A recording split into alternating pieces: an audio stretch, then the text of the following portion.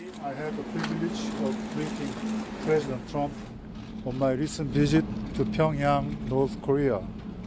I'd like to thank President Trump, the Vice President, and his wonderful national security team, including my close friend, General McMaster. I explained to President Trump that his leadership and his maximum pressure policy, together with international solidarity, brought us to this juncture. I expressed President Moon Jae-in's personal gratitude for President Trump's leadership.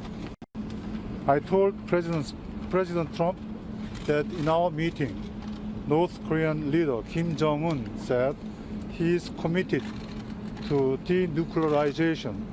Kim pledged that North Korea will refrain from any further nuclear or missile tests. He understands that the routine joint military exercises between the Republic of Korea and the United States must continue.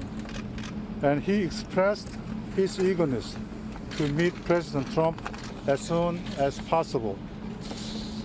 President Trump appreciated the briefing and said he would meet Kim Jong-un by May to achieve permanent denuclearization. The Republic of Korea, along with the United States, Japan, and our many partners around the world, remain fully and resolutely committed to the complete denuclearization of the Korean Peninsula. Along with President Trump, we are optimistic about continuing a diplomatic process to test the possibility of a peaceful resolution.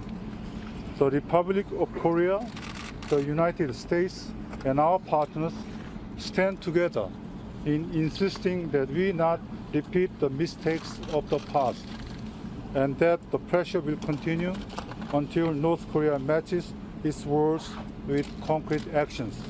Thank you.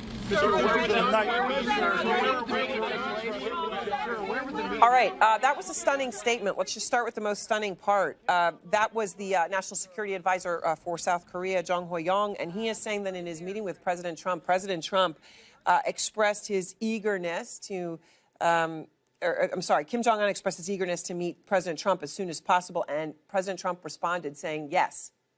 Not holding it out there whether he will. He said, yes, he will meet Kim Jong-un, and he will do so by May.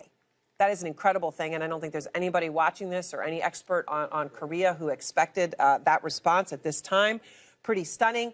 Also, you heard from the National Security Advisor of South Korea, a lot of flattery from South Korea to the President of the United States, and saying that Kim Jong-un reiterating his position that North Korea would refrain from any more nuclear tests. Okay, there is so much to talk about here. Sam Vinograd, who worked with President Obama, you've just said this was unprecedented in terms of getting this letter. Let's just get to, Elise, the response. President Trump comes out and says, yes, I will meet with you. I will do it by May. That's right. I mean, look, President Trump wants to be the leader that he wants to do what no other leader has done, right? He wants to meet with Kim Jong-un, get a commitment from the North Korean leader. And, you know, good for him for lowering the temperature, this maximum pressure campaign, as you saw the South Korean envoy flattering President Trump, speaking to his, ego a little bit. Will someone say ego? And saying, look, your leadership has brought you to this point. But, you know. All right. Well, thanks very much to all of you. Just an extraordinary evening and, of course, opening the door to the big question. If President Trump can truly solve this problem, that would be going down as a great president. And there's no way around that. That is the reality here. Thank you all. We have watched the results of a tragic experiment in a laboratory of history. It is a tale of one people, but two Koreas.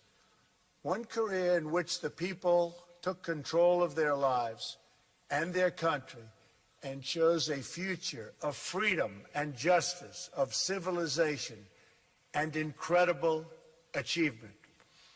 And another Korea in which leaders imprison their people under the banner of tyranny, fascism, and oppression. The result of this experiment are in, and they are totally conclusive. Congratulations to the Trump administration. They were able to move the ball here. Well, maybe North Korea is not telling the truth. Maybe they won't really do this. But even the suggestion, even the potential offer is progress, is it not? No question. I mean, this is a big deal, potentially, historic, potentially. This is one of these potential Trump presidency moments where, you have an opportunity to present itself, and it could be that his own brand of diplomacy has produced something unexpected and quite significant. Because even if, let's say that they don't sit down with the U.S. for talks because Kim Jong-un is so unpredictable and who knows, they're still having a summit with South Korea. That hasn't happened in 10 years. So President Trump did shake it up and change the status quo. I think with President Trump, you always have to consider this. If this happened with Barack Obama or George W. Bush, no matter how they got here, you would say this is a significant opportunity for historic achievement. And I think we have to take that at its face. Sorry, David.